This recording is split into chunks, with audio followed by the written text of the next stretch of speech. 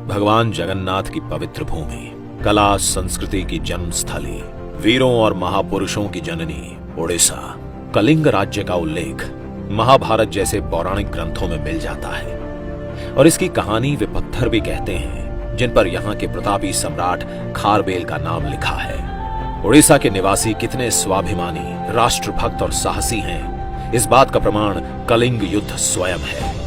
शक्तिशाली सम्राट अशोक की अधीनता स्वीकारने के स्थान पर कलिंग की संतानों ने युद्ध में गौरवशाली मृत्यु को गले लगाया था। जब भारतीय उपमहाद्वीप को अंग्रेजी शासन का ग्रहण लगा तो पहली प्रखर ललकार यहीं से सुनाई दी। सन 1804 में जय राजगुरु और 1817 बख्शी जगबंधु, चक्रा बिसोई, रेंडो माझी के नेतृत्व में हुआ पाइक सशस्त्र संग्राम विदेशी आतताइयों पर हुआ पहला आघात था।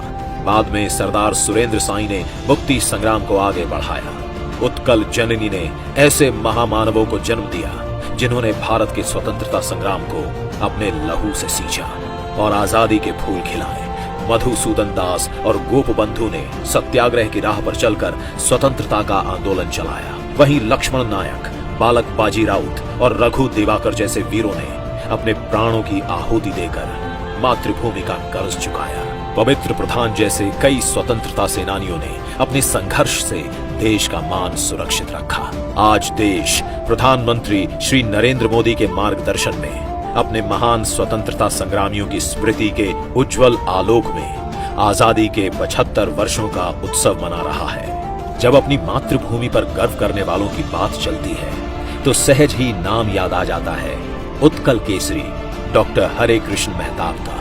जब देश ने सहायता के लिए पुकारा तो कॉलेज की पढ़ाई छोड़कर युवा हरे कृष्ण ब्रिटिश राज के विरुद्ध उठ खड़े हुए। एक समृद्ध परिवार में जन्म लेने के बावजूद उन्होंने जेल की यातनाओं को सहर्ष स्वीकारा। असहयोग आंदोलन या नमक सत्याग्रह हो या भारत छोड़ो आंदोलन, डॉक्टर मेहताब सतत ही संघर्ष करते रहे और लगभग 10 वर्षों तक जेल में बंद रहे।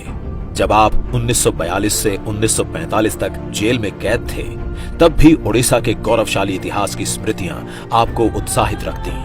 विश्व भर को अपनी मातृभूमि से अवगत कराने के लिए पहली बार डॉक्टर मेहताब ने ओडिशा के वृहद इतिहास की रचना की, जिसके हिंदी संस्करण का विमोचन आज माननीय प्रधानमंत्री जी द्वारा किया जा रहा है।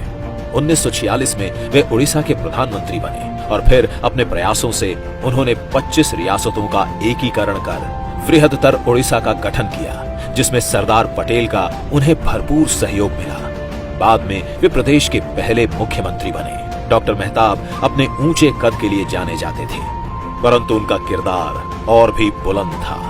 उन्होंने केवल नव ओडिशा की सीमाओं का ही निर्धारण नहीं किया, इसके भविष्य के लिए सपने भी देखे और निर्माण भी किए।